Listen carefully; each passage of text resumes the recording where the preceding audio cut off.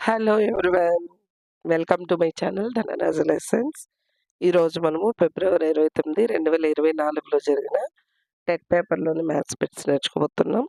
ఇక్కడ మీకోసం ఒక కొటేషన్ ఒకటిచ్చాను. సాధించాలి అనే సంకల్పం ఉంటే ఏదైనా సాధ్యమే. కరెక్టే. మీరనుకుంటే మీ వల్ల అవుతుంది. ఓకేనా? నెక్స్ట్ మనం వీడియోలోకెళ్ళిపోదాం. ఒక పండ్ల తోటలో ఒక్కొక్క వరుసకు 25 చెట్లు చొప్పున 10 వరుసలలో మామిడి చెట్లు కలవు. ఆ తోటలో ఉన్న మామిడి చెట్ల సంఖ్య ఎంత అన్నారు. ఇక్కడ చూడండి 10 వరుసలున్నాయంట. ఒక్కొక్క వరుసలో 25 చెట్లు, 25 చెట్లు ఉన్నాయంట. ఆ విధంగా మొత్తం ఎంతయింది అన్నారు. అవి 2 గుణించుకుంటే చాలంతే. ఓకేనా? 25 ఇంటూ 10 అంటే ఎంత? 250 కదా! First option. 84 టైర్లను కార్లకు అమర్చుతున్నారు. ప్రతి కారుకి 4 టైర్లు అమర్చినట్లయితే 4 టైర్లతో అమర్చబడిన కార్ల సంఖ్య ఎంత? ఇప్పుడు మొత్తం వాళ్ళ దగ్గర ఉండేది 84 టైర్లు. ఒక్కొక్క దానికి 4 టైర్లు అమరిస్తే ఎన్ని కార్లకు అమర్చబడి ఉంటారు? అంటే భాగించుకోవాలంతే. ఓకేనా? 4 ఒకట్ల, 4 రెండ్ల, 4 ఒకట్ల అంటే 21 కార్లకనమాట. సెకండ్. నెక్స్ట్ బిట్ చూడండి. -1, 1/8 యొక్క గుణకార విలోమం ఏంటి అన్నారు. మిశ్రమ భిన్నాన్ని అపక్రమ భిన్నంలోకి మార్చుకుంటాము. అంటే ఈ 2 గుణించుకొని దీన్ని ప్లస్ చేయాలి. 8 ఒకట్ల 8 ప్లస్ 1 9 కదా! -9/8 ఇక్కడ మైనస్ ఉంది కాబట్టి. ఇక్కడ గుణకార విలోమం అంటే లవం హారంగా, హారం లవంగా వస్తుంది. -8/9 ఓకేనా? Third option. ఇక్కడ 9408ని ఏ కనిష్ట సంఖ్యచే భాగించినప్పుడు భాగఫలం పరిపూర్ణ వర్గం అవుతుంది. వర్గం అంటే స్క్వేర్, ఏ స్క్వేర్‌గా ఉండాలి. ఎక్స్ స్క్వేర్, ఏ స్క్వేర్ మన ఇష్టం. ఇప్పుడు దీన్ని దేనితో భాగిస్తే అన్నారు. ఫస్ట్ దీన్ని ప్రైమ్ ఫ్యాక్టరైజేషన్‌లాగా డివైడ్ చేసుకుంటాం. ఎల్‌సీఎం కనుక్కుంటాం. ఇక్కడ సరి సంఖ్య ఉంది కాబట్టి 2తో చేస్తున్నా. 2 4 8 1 మిగులుతుంది 14 కదా! 2 ఏళ్ల 14 2 సున్నాలు 0 2 4 8 మళ్ళీ 2తో 2 రెండ్ల 4 2 మూడుల 6 పోతే ఇక్కడ 1 మిగులుతుంది 0 2 5ల 10 2 రెండ్ల 4 మళ్ళీ 2తో 2 ఒకట్ల మళ్ళీ ఇక్కడ 2 ఒకట్ల 1 మిగులుతుంది కదా! 15 అవుతుంది. 2 ఏళ్ల 14 మళ్ళీ ఇక్కడ 1 మిగులుతుంది 12 కదా! 2 6ల 12 మళ్ళీ 2తో 2 5ల 10 1 మిగిలింది 17 2 8ల 16 1 మిగిలింది 6 2 8ల 16 మళ్ళీ 2తో 2 రెండ్ల 4 1 మిగులుతుంది 8 18 కదా! 2 9ల 18 2 4ల 8 ఇక్కడ వేసుకుంటున్నా. మళ్ళీ ఇక్కడ 2తో 2 ఒకట్ల 2 4ల 8 1 మిగులుతుంది కాబట్టి 2 ఏళ్ల 14 ఇక్కడ 7 రెండ్ల 14 7 ఒకట్ల మళ్ళీ ఇక్కడ 7 మూడుల 21 ఇక్కడేమి వర్గము అన్నారు కదా! కాబట్టి ఇక్కడ ఉండే వాటిని అన్నింటిని స్క్వేర్‌గా డివైడ్ చేసుకుంటాం.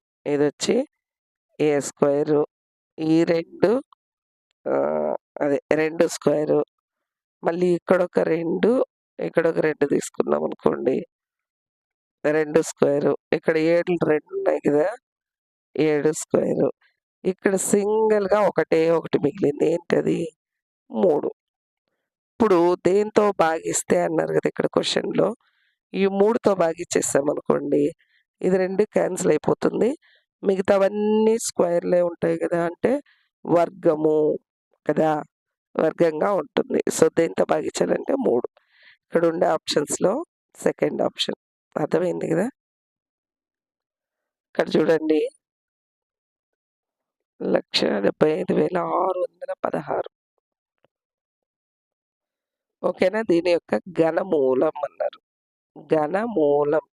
ఆ ఘనం అంటే క్యూబ్‌గా ఉండాలి.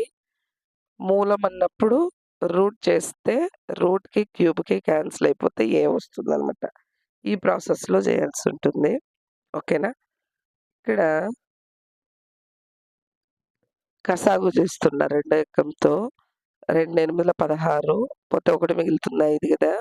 2 ఏళ్ల 14 మళ్ళీ 1 మిగులుతుంది ఇక్కడ 6 2 8 16 ఇక్కడ 1 ఉంది. 2 0 0 ఇక్కడ 16 2 8 16 మళ్ళీ 2తో 2 4 8 2 3 6 ఇక్కడ నుంచి 1 మిగులుతుంది 18 కదా! 2 9 18 2 0 2 4 మళ్ళీ 2 2 2 1 2 9 18 2 5 10 2 2 4 మళ్ళీ 2తో 2 1 2 0 2 9 18 2 ఏళ్ల 14 2 6 12 2 5 10 2 4 8 2 8 16 2 8 16 ఇక్కడ రాస్తాం మిగతాది. 2 2 4 2 ఏళ్ల 14 2 4 2 4 2 1 2 3 2 ఏళ్ల 2 2 2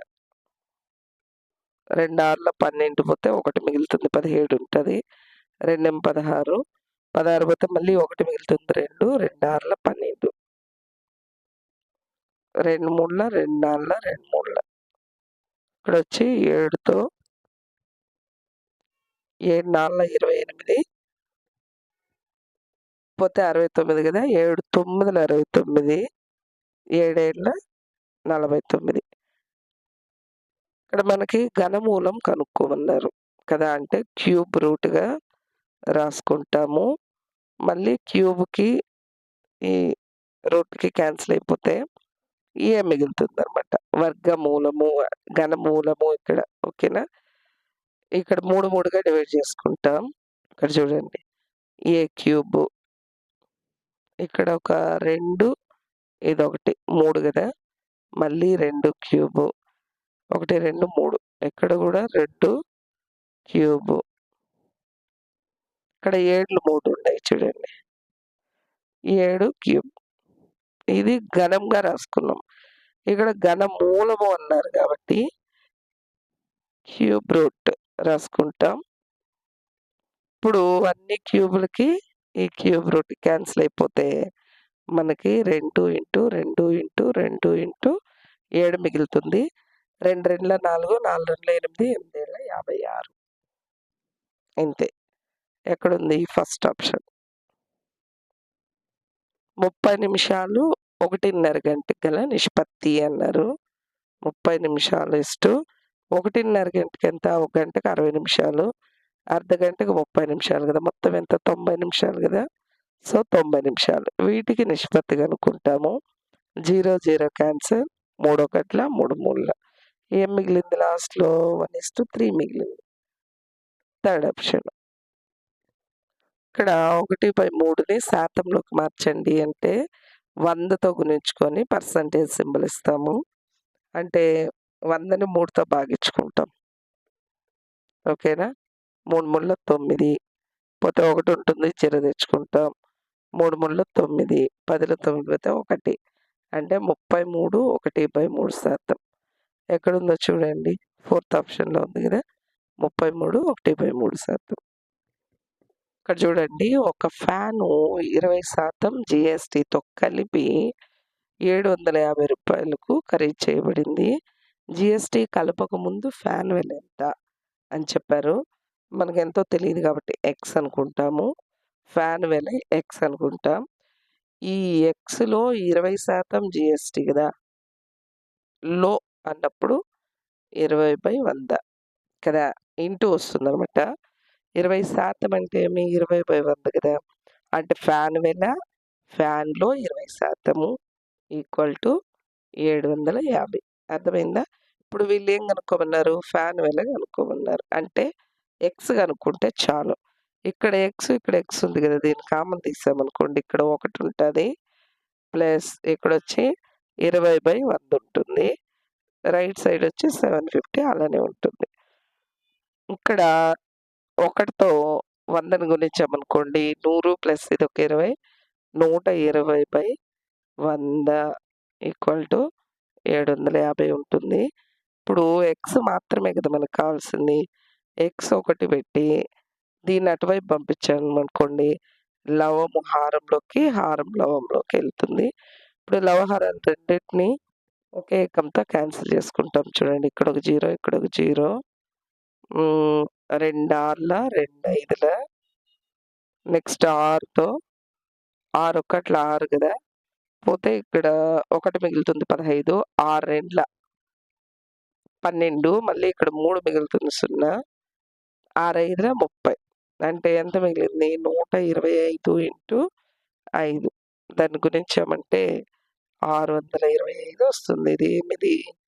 ఫ్యాన్ వెల. వాళ్ళు కనుక్కోమనింది కూడా మనల్ని ఫ్యాన్ వెలనే ఇక్కడ. ఓకే. ఇక్కడ థర్డ్ ఆప్షన్‌లో ఉంది ఆన్సర్. నెక్స్ట్ బిట్ చూడండి. ఒక టీ షర్ట్‌ను రూ. 120 కొని రూ. 100కి అమ్మితే వచ్చిన నష్ట శాతం. చూడండి తక్కువకి అమ్మారు కదా! నష్టమే కదా! ఇప్పుడు మనము నష్ట శాతం కనుక్కోవాలి. నష్ట శాతం సూత్రం ఏమి? నష్టం బై కొన్న వెల ఇంటూ 100. ఇక్కడ ఎంత నష్టము? రూ. 20 నష్టం కదా! అంటే కొన్న వెల మైనస్ అమ్మిన వెల చేసామనుకోండి 120లో 100 పోతే రూ. 20 నష్టం. కొన్న వెల ఎంత? 120 ఇంటూ 100. ఇప్పుడు 0, 0 క్యాన్సల్. 2 6ల 2 5ల 10, 2 3ల 2 10ల 10 ఇంటూ 5 50/3 మిగిలింది. ఇక్కడ 50ని 3తో భాగించుకుంటాం. 3 1ల 3 పోతే 2 మిగిలింది 0. 3 6ల 18 కదా!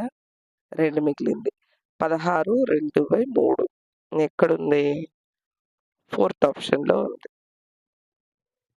నైనాకు 1.5 అంటే 1 1/2 కేక్ ముక్క. నజ్మాకు 2 1/2 కేక్ ముక్క ఇచ్చారు. ఇద్దరికి ఇచ్చిన కేక్ మొత్తం ఎంత? అంటే ఈ మొత్తాన్ని కలుపుకోవాలి.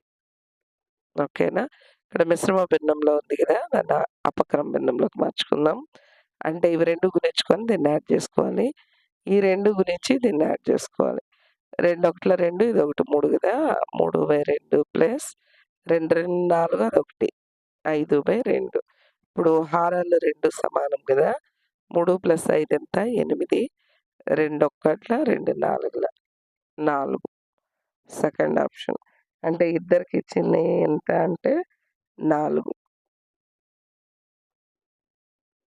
లేదు మనం ఇక్కడే కూడా చెప్పేయొచ్చు కదా! 1.5 2.5 అంటే 1 2 3 ఇది హాఫ్ హాఫ్ 1 మొత్తం 4 కదా! ఇక్కడ 10 మంది బాలికల ఎత్తులను సెంటీమీటర్లలో కొలిచారు. మరియు ఫలితాలు క్రింది విధంగా ఉన్నాయి. ఇవన్నీ సగటు ఎత్తు కంటే ఎక్కువ ఎత్తు కలిగి ఉన్న అమ్మాయిల సంఖ్య ఎంత అన్నారు. ఇక్కడ బాలికల ఎత్తు కొలిస్తే ఎంతెంతున్నారు. సగటు ఎత్తు ఫస్ట్ కనుక్కోవాలి. ఆ తర్వాత దానికంటే ఎక్కువ ఎత్తు కలిగి ఉన్న అమ్మాయిల సంఖ్య ఎంతమంది ఉన్నారో అది కనుక్కోవాలి. ఇప్పుడు సగటు కనుక్కోవాలంటే ఎట్లా?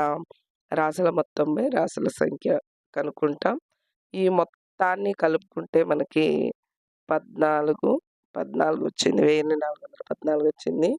సగటు అంటే రాసుల మొత్తం బై రాసుల సంఖ్య కదా! మొత్తం 10 మంది కదా! భాగిస్తే మనకి 141.4 వస్తుంది. అంటే దీనికంటే ఎక్కువ ఎత్తు కలిగిన అమ్మాయిల సంఖ్య అన్నారు. అంటే 141 కంటే ఎక్కువ ఉండేవాళ్ళు ఎవరు? ఇక్కడ 1 ఇది 41 కంటే ఎక్కువ కదా! 151 అనేది. ఇక్కడ చూడండి 46 దీనికంటే ఎక్కువే కదా!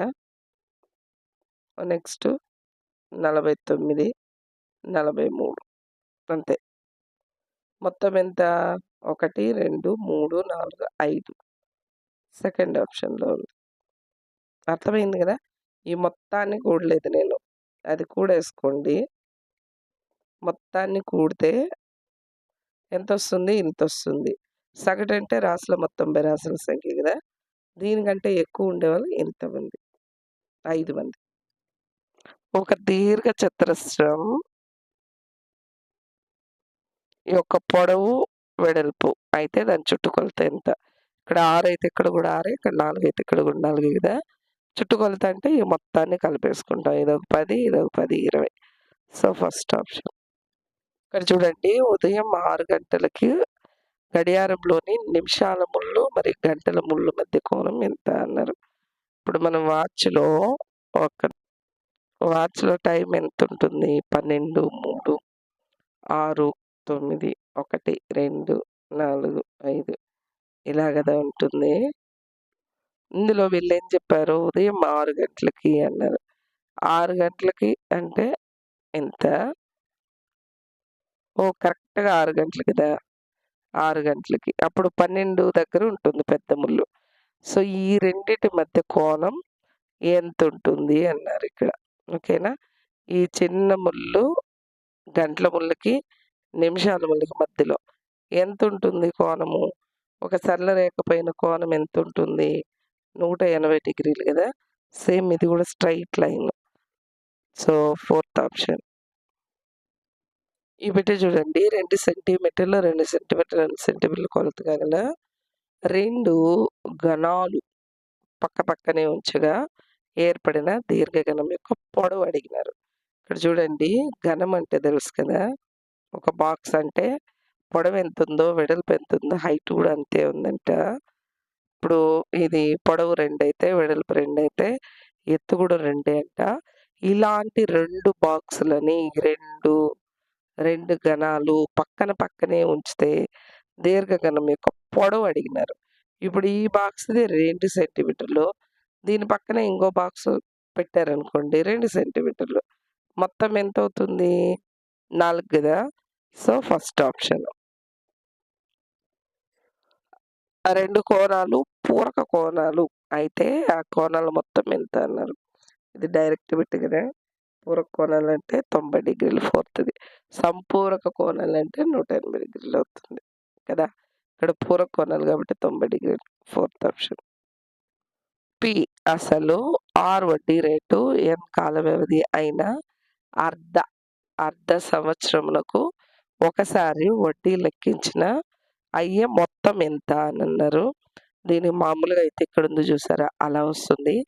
P into 1+r/100 whole to the power of n వస్తుంది. ఒక సంవత్సరానికైతే ఇక్కడ అర్ధ సంవత్సరం అన్నారు గదా! అర్ధ సంవత్సరం అన్నప్పుడు ఇక్కడ చూడండి ఇది ఒక సంవత్సరానికైనప్పుడు అర్ధ సంవత్సరం అంటే 2 సార్లు కట్టాల్సొస్తుంది గదా! 2n ఓకేనా? తర్వాత ఇక్కడ సంవత్సరానికి రేట్ ఆఫ్ ఇంట్రెస్టు ఇంతుంటుంది. అదే అర్ధ సంవత్సరానికైతే అందులో సగం గదా! కాబట్టి ఇక్కడ హారంలో 2 వస్తుంది. 2 ఇంటూ 100 200. కాబట్టి ఇది ఫోర్త్ ఆప్షన్ వస్తుంది. ఓకేనా? ఇప్పుడు మామూలుగా n అనేది కాల వ్యవధి ఒక సంవత్సరానికి ఉంటది. ఇక్కడ అర్ధ సంవత్సరం గాబట్టి 2 సార్లు కట్టాల్సొస్తుంది గదా! కాబట్టి 2n ఓకే. ఫోర్త్ ఆప్షన్ వస్తుంది. ఇక్కడ చూడండి పొడవు, వెడల్పు, ఎత్తులు వరుసగా 2p, 4q, 8r కలిగిన దీర్ఘ ఘనాకార పెట్టె యొక్క ఘనపరిమాణం. ఘనపరిమాణం ఏమి? L into P into H కదా! పొడవు ఇంటూ వెడల్పు ఇంటూ ఎత్తు. కాబట్టి ఈ 2 2p into 4q into 8q ఇంతే. ఇదే ఆప్షను ఇక్కడ ఉంది చూడండి థర్డ్‌లో. నెక్స్ట్ బిట్ చూడండి 24 into x square yz plus xy2z plus xyz స్క్వేర్‌ను 8xyzతో భాగించండి అన్నారు. 24 అనేది ఈ మూడిటికి గూడా వర్తిస్తుందనమాట. So, 24 x square yz plus 24 xy2z plus 24 xyz square. ఇది భాగిస్తే అన్నారు గదా! దీన్ని భాగించాలి. దీన్ని భాగించాలి. దీన్ని గూడా భాగించాలి. ఇప్పుడు ఏదైనా క్యాన్సిల్ పోతుందేమో చూసి మిగిలింది వేస్తాం. ఇక్కడ చూడండి 8 ఒకట్ల 8 మూడుల 24 కదా! ఇక్కడ జెడ్, వై క్యాన్సిల్ అయిపోయింది. ఇక్కడ ఎక్స్‌లు 2 ఉన్నాయి. హారంలో ఒకటుంది. సో, ఇది క్యాన్సిల్ పోతే ఒక ఎక్స్ మిగులుతుంది. ఇక్కడ ఏం మిగిలింది ఫైనల్‌గా మనకి 3x మిగిలింది. మళ్ళీ ఇక్కడ ప్లస్ మళ్ళీ ఇక్కడ 8 ఒకట్ల 8 మూడుల 24 కదా! ఇక్కడ జెడ్ క్యాన్సిల్ అయిపోయింది. ఇక్కడ వైలు 2 ఉంది. వై స్క్వేర్ అంటే వై ఇంటూ వై కదా!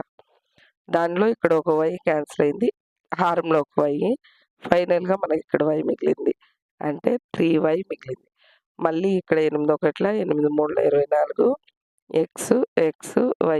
వై, జెడ్లు ఇక్కడ 2 ఉన్నాయి. Z into Z. అందులో ఒక జెడ్ పోయింది. కింద ఒక జెడ్ పోతే ఫైనల్‌గా జెడ్ మిగిలింది. కాబట్టి 3 జెడ్ మిగిలింది. ఇప్పుడు వీటన్నిటిలో 3 కామన్‌గా ఉంది కాబట్టి కామన్ చేసామంటే ఫైనల్‌గా ఇది మిగిలిందనమాట. ఇది ఎక్కడుందో చూడండి.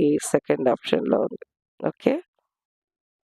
ఇక్కడ చూడండి 3.6149 ఇంటూ 10⁴0 యొక్క విలువ ఎంత అన్నారు. ఏ పవర్ 0 = 1 గతాలు గతాంకాలు న్యాయంలో ఆ చాప్టర్‌లో ఇదొస్తుందనమాట. ఇప్పుడు ఇక్కడ ఎంత పెద్ద నంబర్ అన్నా ఉన్ని పవర్‌లో 0 ఉంటే 1. కాబట్టి ఇక్కడ 10⁻0 ఉంది గదా! అంటే దీని విలువ 1. అంటే ఇది ఇంటూ 1 చేస్తే సేమ్ ఇదే గదా వస్తుంది. కాబట్టి ఎక్కడుంది? ఫోర్త్ ఆప్షన్ అంతే. ఇక్కడ x = 3 వద్ద 2 - 8x + 4x + 4 యొక్క విలువ ఎంత అన్నారు. ఈ x ఉండే దగ్గరంతా 3 ప్రతిక్షేపించి దాని వాల్యూ కనుక్కుంటాం.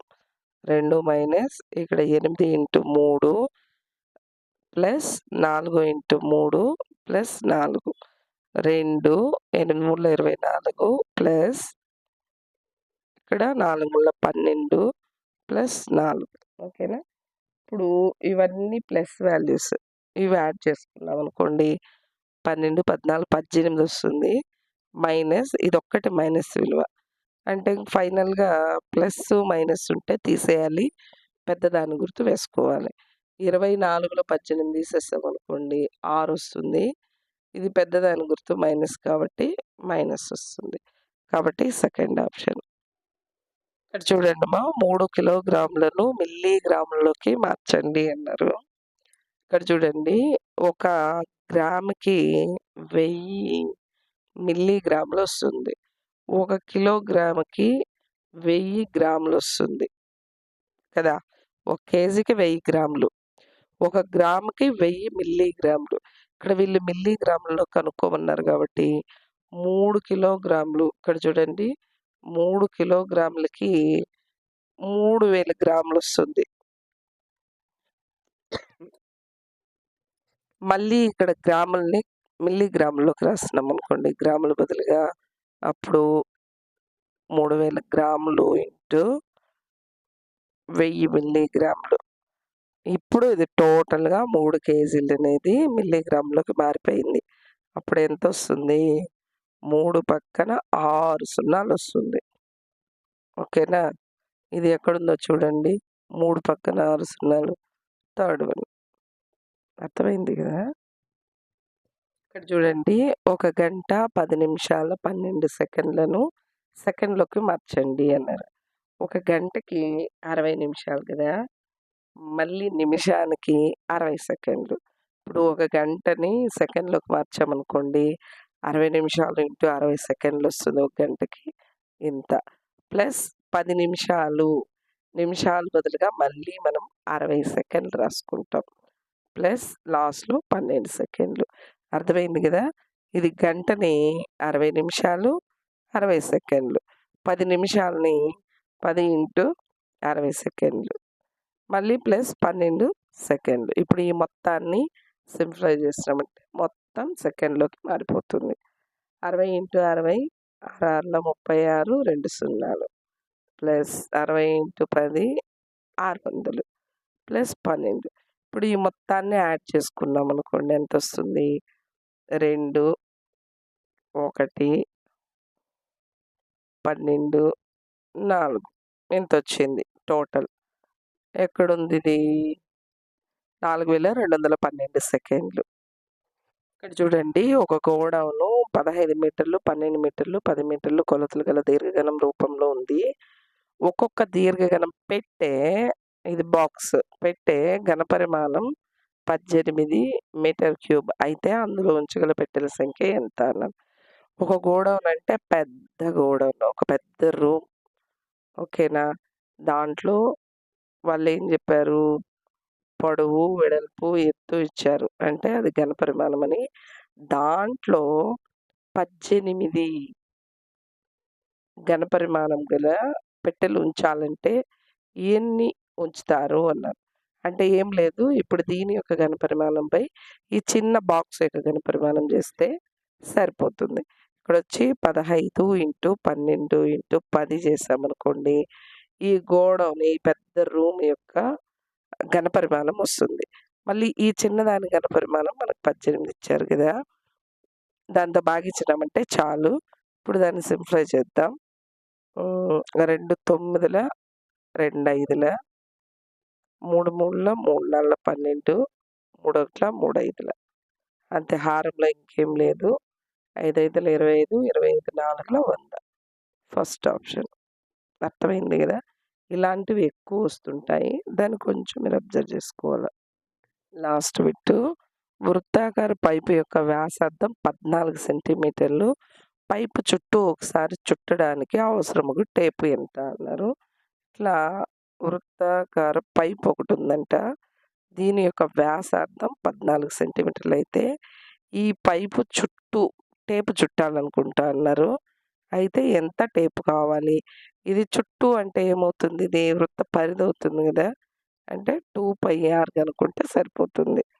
ఓకేనా? ఇప్పుడు 2 పై అంటే 22/7 ఆర్ అంటే ఇక్కడ వాళ్ళే ఇచ్చారు కదా వ్యాసార్థం అని ఇక్కడ 14. దీన్ని సింప్లిఫై చేస్తాం. 7 1ల 7 2ల ఇక్కడ 2 ఇంటూ 22 అంటే 44. 2తో చేసామంటే 88. Third option. Thank you. Love you. All the best. By by.